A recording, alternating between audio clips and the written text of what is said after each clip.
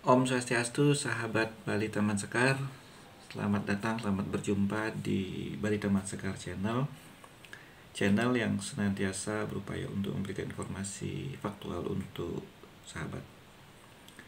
Sahabat sekalian, sebagaimana sahabat ketahui, wacana yang paling santer berkaitan dengan rencana pembangunan jalan tol Gili Manuk Mengui dalam beberapa waktu belakangan ini adalah tidak masuknya atau dicoretnya proyek jalan tol Gili Manuk Mengui ini dari daftar proyek strategis nasional, dan dalam tanda kutip gorengan kalau pencoretan itu berkaitan dengan ketidakhadiran Gubernur Bali Wayan Koster dalam pembekalan kepala daerah di Magelang. Dari dua wacana itu, wacana yang berkaitan dengan ketidakhadiran Pak Wayan Koster selaku kepala daerah Provinsi Bali yang sudah dilantik menjadi Gubernur Bali, itu yang dikonstruksi sebagai penyebab pencoretan itu oleh media. Jadi itu yang paling berhasil ya membangkitkan psikologis emosi teman-teman sahabat di netizen. Padahal wacana mengenai ketidakhadiran Pak Wayan Koster selaku Kepala Daerah Provinsi Bali dalam retreat itu tidak secara signifikan ya, menampilkan analisis ya, tidak secara signifikan menampilkan analisis konstruksi bagaimana itu terjadi secara konstruksi, latar belakangnya, masalahnya apa, kemudian dalam perjalanannya rekam jejaknya seperti apa dalam proyek itu, apalagi solusi ya, apalagi memecahkan masalah itu atas persoalan yang terjadi dalam proyek pembangunan jalan tol Gili Manuk Mengui ini. Yang terkesan adalah media atau medsos itu atau teman-teman yang kita semua barangkali memanfaatkan atau mungkin lebih tepatnya merekonstruksi kekecewaan netizen atas ketidakhadiran Bapak Wayan Koster sebagai kepala daerah atau sebagai Gubernur Bali dalam pembekalan di Magelang. Ya. Kekecewaan itu disebabkan karena semestinya sebagai kepala daerah Pak Wayan Koster hadir di sana mengikuti ketentuan perundang-undangan, namun Pak Koster justru lebih tunduk kepada instruksi pimpinan partai. Nah, itu yang pertama. Yang lebih menarik dari semua itu adalah sedemikian rupa wacana ini menjadi ramai di Bali khususnya. Pihak pemrakarsa proyek dalam hal ini khususnya adalah dari pihak Kementerian Pekerjaan Umum dan Perumahan Rakyat toh tidak juga mengubah pola komunikasi publiknya mengenai proyek jalan tol Gili Manuk Mengui ini. Dari segi komunikasi sosial dan komunikasi pembangunan, ini persoalan yang sangat serius, teman-teman. Sudah sedemikian rupa tidak ada komunikasi publik, tidak ada edukasi publik.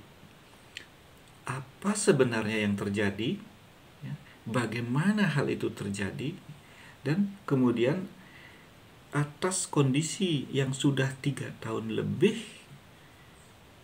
yang mengikat lahan warga terdampak, itu juga tidak dijelaskan apa langkah-langkah jangka pendek, jangka menengah, dan jangka panjang. Ini tentu menimbulkan pertanyaan dan menimbulkan keresahan. Kalau saya sendiri sebagai juga orang public relation, saya di Humas, sebenarnya menanti-nanti apakah langsung diberikan klarifikasi itu oleh pihak Kementerian PUPR atau dengan memanfaatkan jasa pelayanan kehumasan yang profesional. Ini yang tidak dilakukan secara proporsional, secara efektif. Pesannya dirancang seperti apa, kemudian langkah-langkah solusinya seperti apa. Apakah ada bentuk-bentuk perhatian yang diberikan oleh pemrakarsa, karena di sini pemrakarsa adalah pemerintah, kepada warga terdampak yang sudah 3 tahun lahannya terikat dalam surat keputusan penetapan lokasi. Itulah yang menjadi persoalan inti sebenarnya, ya, terlepas dari wacana tersebut. Ya. Wacana itu bahwa dampak politik kalau menurut saya itu kecil, ya, tidak terlalu signifikan. Tetapi persoalan yang serius adalah apa langkah-langkah yang akan dilakukan dalam jangka pendek, jangka menengah, dan jangka panjang terhadap lahan-lahan warga yang sudah terikat ini. Ada sebenarnya solusinya. Ada solusi, misalnya lahan tersebut jika lahan produktif, ya, dan di sini banyak sekali lahan produktif seperti disampaikan rekan-rekan dari Walhi. Apakah itu dimanfaatkan misalnya untuk lahan bagi penanaman produk hortikultura atau apa-apa yang itu dibiayai oleh pemerintah? Atau barangkali warga yang terdampak diajak berkomunikasi dulu lah. Ajak komunikasi dulu, seperti apa sih risiko yang sudah mereka rasakan. Ya, risiko bukan manajemen risiko, krisis ini sebenarnya, manajemen krisisnya.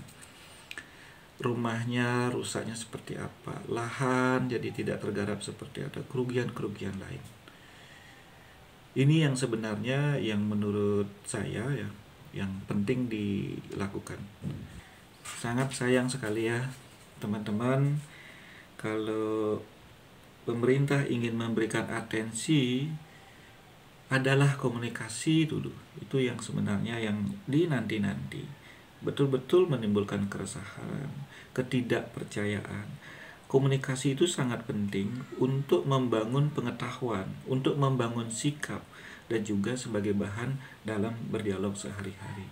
Komunikasi juga akan memberikan suatu wawasan, begini, sehingga dari komunikasi itu akan menimbulkan kesadaran dari warga untuk percaya kepada pemerintah dan memberikan kepercayaan itu sehingga bisa berpartisipasi dalam rencana-rencana pembangunan pemerintah pusat, daerah maupun daerah provinsi maupun kabupaten kota.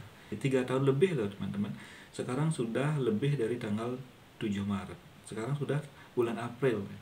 Tapi tidak juga ada komunikasi. Ya, apakah akan ada upaya-upaya misalnya lahan warga itu ditanamin cabai, ditanamin terung, ditanamin tanaman-tanaman yang cepat menghasilkan produksi, dan di sana diupayakan distribusi dan pemasarannya untuk dibantu bibit kah? Kalau bagi yang beternak, bantu ternak. Ini kan sudah dievaluasi ulang, ya. Proyek ini sih memang belum dihapus, ya, cuma tidak masuk dalam daftar proyek strategis nasional. Tetapi apa yang harus dilakukan oleh warga itu yang penting.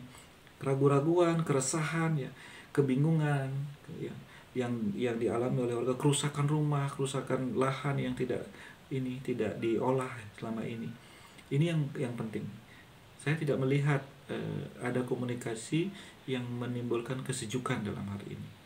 Inilah yang saya dorong, ayo Pak Menteri, Pak Gubernur, Pak Bupati, apa yang akan dilakukan hari ini? Ini yang perlu dikomunikasikan, sehingga warga mendapatkan satu gambaran, dan pada akhirnya pemerintah memberikan pencerahan, memberikan kepercayaan, dan warga masyarakat berpartisipasi.